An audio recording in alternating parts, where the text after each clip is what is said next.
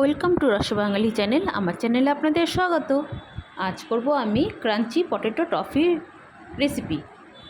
তো এই রেসিপিটা করার জন্য নিয়ে নিয়েছি বেশ কিছুটা পরিমাণে ময়দা। এখানে এক বাটি ময়দা আছে। আর নিয়ে নিয়েছি দুটো মিডিয়াম সাইজের আলু সেদ্ধ করে গ্রেট করে।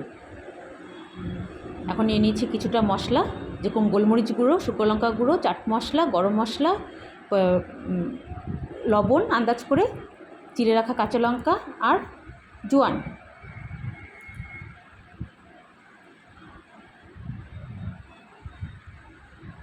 এখন প্রথমে জোয়ান দিয়ে ময়দাটা ভালো করে মেখে নিব। জোয়ানগুলো দিয়ে দিলাম। যখন জোয়ানগুলো মুখে কামড় পড়বে তখন খেতে খুব সুন্দর সেন্ট আসবে, খুব ভালো লাগবে খেতে। দিয়ে দিলাম আন্দাজ করে লবণ।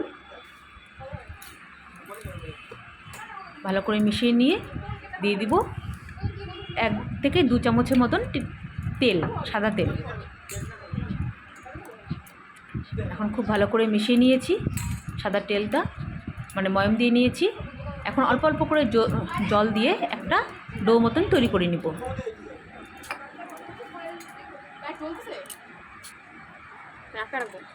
একটা ডো তৈরি করা হয়ে গেল। এখন এটা ভিজা কাপড় দিয়ে, সাদা একটা ভিজা কাপড় নিয়েছি, সেটা দিয়ে আমি ঢেকে রাখলাম, তাতে করে ময়দাটা সফট থাকবে। এখন কড়াই দিয়ে দিচ্ছি 2-3 টেবিল চামচের মতন তেল, সাদা তেল দিলাম। আপনারা চাইলে সরষের তেলও দিতে পারেন।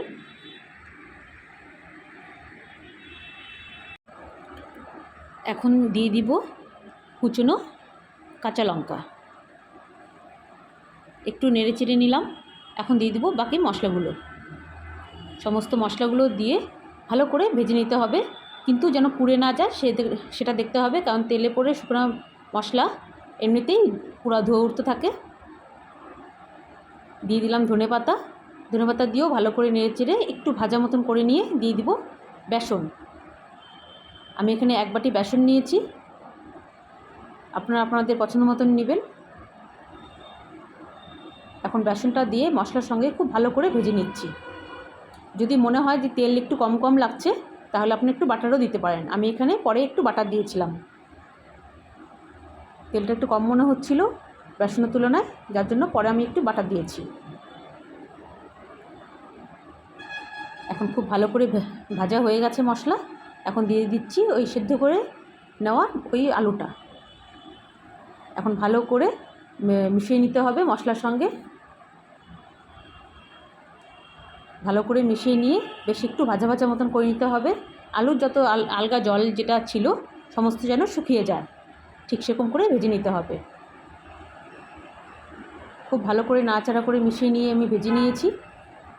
খুব সুন্দর আঠালো হয়েছে। আর যখনই এরকম কড়াই থেকে ছেড়ে আসবে দেখবেন, তখনই মনে করবেন যে হ্যাঁ হয়ে গেছে, আমার মশলাটা রেডি। তো এখন আমি এটা নামিয়ে একটু ঠান্ডা করে নিব। দেখুন ময়দাটা কতটা সফট হয়েছে। এখন ময়দাটা ভালো করে হাত দিয়ে একটু মেখে নিচ্ছি। ভালো করে মেখে নিয়ে ছোটো ছোটো করে লেচি কেটে নিচ্ছি, একদম ছোটো ছোটো করে, একটা বুড়ো আঙুলের সাইজ করে ছোটো ছোটো করে লেচি কেটে নিচ্ছি, যত কটা হয়।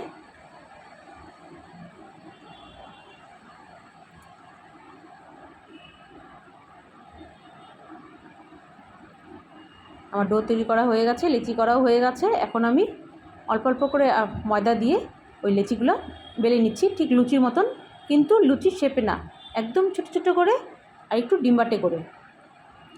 ঠিক যেরকম আমি করে দেখাচ্ছি সেরকম দেখে নিতে হবে, দেখে বুঝে নিতে হবে। একদম ছোটো ছোটো লম্বাটে করে নিতে হবে।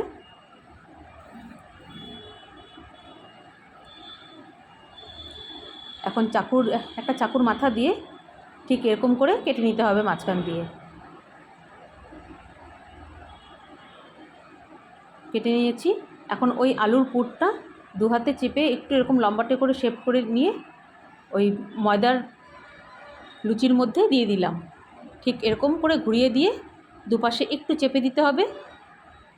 আর যদি চান আপনারা মাঝখানে যখন যেই জায়গাটা জয়েন্ট হয়েছে দুটো পাটে, সেখানে একটু জলও লাগিয়ে দিতে পারেন, অসুবিধা নেই, তাতে ভালোই হবে।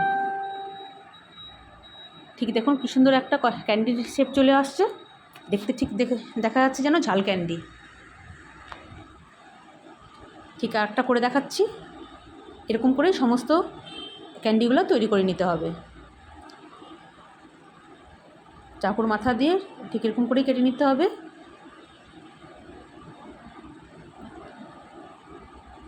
আবার একটু আটা নিয়ে নিলাম আলুর পুরটা, নিয়ে এটাও মাঝখানে বসিয়ে দিলাম। আবার এরকম করে তুলে নিয়ে এই জায়গাটায় চাইলে আপনারা একটু জলও ব্যবহার করতে পারেন। যদিও এটা খুলে যাবে না, তবুও আপনারা চাইলে একটু জল ব্যবহার করতে পারেন। আর দুপাশে একটু এরকম করে চেপে দিলেই ঠিক দেখা যাচ্ছে যেন একটা ক্যান্ডি। দেখুন কী সুন্দর করে নিয়েছি। ঠিক এরকম করে আমি সমস্ত ক্যান্ডিগুলো রেডি করে নিচ্ছি। এখানে কড়াই বসিয়ে দিয়েছিলাম, কড়াইয়ের তেল গরম হয়ে গেছে। আর এই যে ক্যান্ডি আমার রেডি। এখন আমি অল্প অল্প করে ভেজে নিচ্ছি, 2-3 ব্যাচে সমস্ত ক্যান্ডিগুলো ভেজে নেব। দেখুন কী সুন্দর হয়েছে, ঠিক মনে হচ্ছে একটা ক্যান্ডি।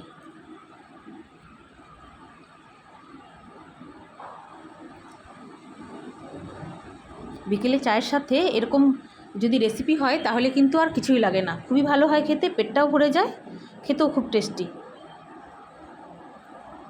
আর খুব সহজভাবে করাও যায়, খুব বেশি কিন্তু মশলা উপকরণের দরকার পড়ে না। দেখতেই পেলেন খুব খুব অল্প মশলা দিয়ে করেছি।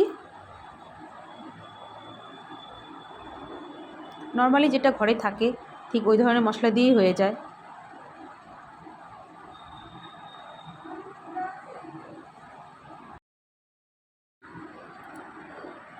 খুব সুন্দর করে একটু টাইম নিয়ে ভাজতে হবে, তাহলেই কিন্তু মচমচে হবে আর খেতেও খুব ভালো লাগবে। ওপরটা মচমচে, ভেতরটা নরম।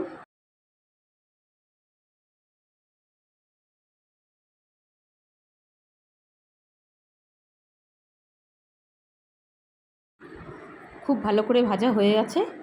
আমি এখন এগুলো নামিয়ে নিচ্ছি। এগুলো উঠিয়ে নিয়ে আমি বাকিগুলো আবার দিব। বাকিগুলো আবার দুবারে ভাজবো, একবারে তো হবে না।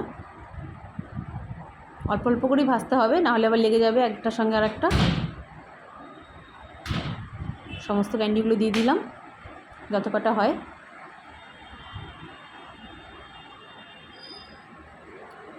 এখন এগুলোকেও উল্টে পাল্টে খুব সুন্দর করে ভেজে নিব, বেশ একটু লালচে করে, হালকা লালচে করে, কিন্তু একটু টাইম নিয়ে ভাজতে হবে যেন মচমচে হয়, তাহলেই খেতে বেশি ভালো লাগবে।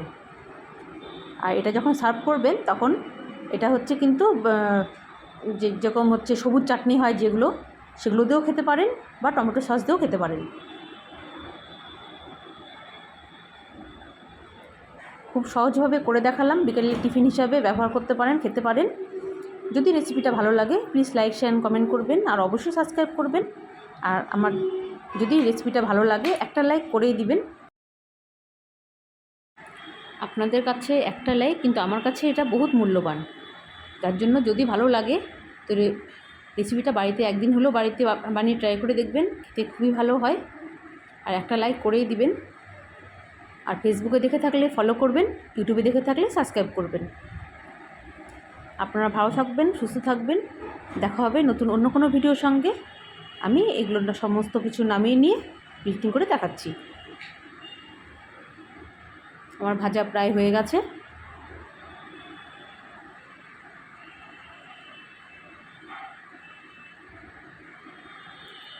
আমার ইনস্টাগ্রামেও চ্যানেল খোলা আছে, আপনারা চাইলে ওখানেও দেখে নিতে পারেন।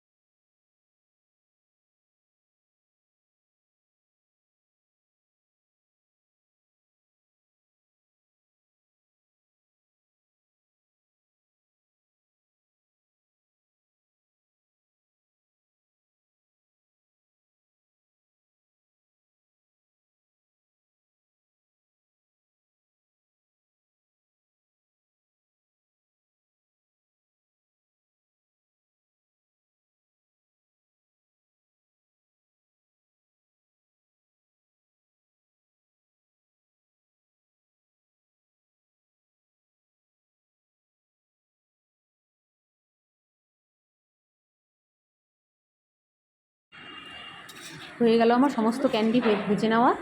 এখন আমি আপনাদের প্লেটিং করে দেখাচ্ছি। আমরা এটা টমেটো সস দিয়ে খাবো, আপনারা চাইলে যে কোনো সবুজ রঙের চাটনি দিয়েও খেতে পারেন। দেখা হবে আপনাদের সঙ্গে নতুন অন্য কোনো ভিডিও নিয়ে। আপনারা চাইলে এই ক্যান্ডির ওপরে একটু চাট মশলা ব্যবহার করতে পারেন ছিটিয়ে দিয়ে।